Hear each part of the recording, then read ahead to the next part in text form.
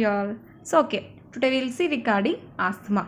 So here diagram itself they gave clearly what is the differentiation between the normal lung as well as asthmatic lung. So here in normal lung the muscle relaxed state it will be, whereas in the asthmatic conditions so muscle will be very tightened. So it is the main differentiation between the normal as well as asthmatic lung. So next we will see the definition of asthma. So asthma is a chronic inflammatory disorder of the airways. So the airways which will be present in the lungs, no? So in that inflammatory conditions we can be observed. So that is known as asthma. So next one is instant we can be see. So mostly 50% the individuals will be affected out of 100%. That is in the year of 2016 asthmatic statistical calculations. So next one we will see the etiological factors of this asthma. So first one is exercises. Very vigorous exercises also which will be leads the asthma condition. And next one is pollen. So pollens also will leads to asthma. So that too when we will be exposed to that pollens and all. So next one is bugs in the home. So due to this bugs it will cause us some of the infections, and also it will secrete some sort of waste, and also due to that also the individual will be get this condition. And chemical fumes, cold air, and fungus spores, and the individual those who exposed to the dust, smoke, and pollution, and bad odors, and anger, and excessive stress also. If the individual is exposed to more stress, so due to that automatically leads to asthmatic condition. So this is regarding etiological factors. And next they categorized based upon that categories and all. So first one is allergen inhalation. That means so this and all the things will be occurs due to the allergens. In that first one is animal, house dust, cockroaches, and pollens. So next one is air pollutant. In this air pollutant mainly they gave 4 categories. First one is fumes, second one perfumes, third one oxidants, and also fourth one cigarette smokes. So by inhaling this all the things which also will be leads to asthma. And next one is viral upper respiratory infections and sinusitis, that is inflammation of the sinus, and exercise and cold dry air, stress, and drugs. In drugs also they mainly gave 3 drugs. First one is aspirin, second one non-steroidal anti-inflammatory drugs, and third one is beta adrenergic blockers. So this and all the drugs. And next one is occupational exposure. So that means whenever we will be in occupational in working period, this and all the areas will be exposing means we will be get asthma. In that first one is metal, salts, second one is wood and vegetable dust, and third one is industrial chemicals. So this and all the things. And the next one is food additives, gastroesophageal reflux diseases. So next we will see regarding types of asthma. So first one is allergic asthma. So this allergic asthma will occur due to the exposing of the allergic agents or allergic etiological factors. So due to that only this asthma will be occur. So only it is known as allergic asthma. And second one is non-allergic asthma. So in this non-allergic asthma means so the individuals they are not at all getting any allergies also they will be get asthma. So that is known as non-allergic asthma. So this is otherwise known as intrinsic asthma also, because the allergies and all they won't get, but still they will get the asthma. So only it is known as non-allergic asthma. So third type is mixed asthma. So in this mixed asthma condition both allergic and non-allergic asthmas we can be observed in this mixed type of asthma. So next type is cough variant asthma. So in this cough variant asthma only the individual will be get asthma. The remaining clinical manifestations all they won't get. The main thing is cough we can be observed.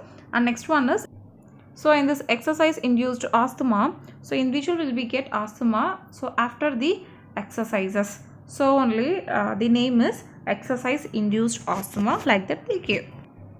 Next one is nocturnal asthma. So in this nocturnal asthma the clinical manifestations we can be observed mostly in the night time. So next one is occupational asthma. So in this occupational asthma which will be based upon the occupation or work of the individuals.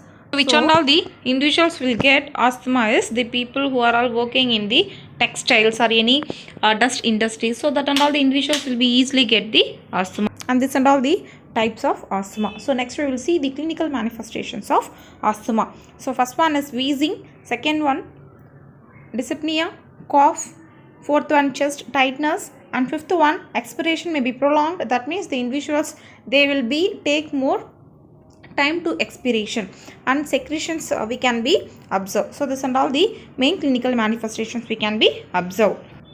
Next one we will see the diagnostic evaluations or diagnostic studies. So first one is history collections. So complete history we will be collecting, and second one is physical examination and PFT, pulmonary function test we will do, and also peak expiratory flow rate and chest X-ray they will be do to identify the any secretions will be there, any obstructions and all will be there, like that to identify. ABG and allergy skin test and blood level of the eosinophils and also the IgE. Due to the inflammation or infection it will be differ.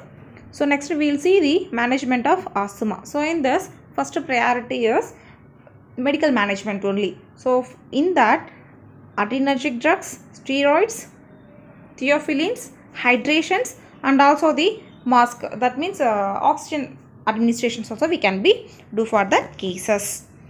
Next one is drug therapy. That one already we discussed, but here they gave clearly anti-inflammatory drugs, corticosteroids, bronchodilators, and also adrenergic agonist and theophylline, and also bronchodilators, short acting adrenergic agonist, anticholinergics, corticosteroids. So this and all the drugs or medications we mostly prefer for the asthmatic patient.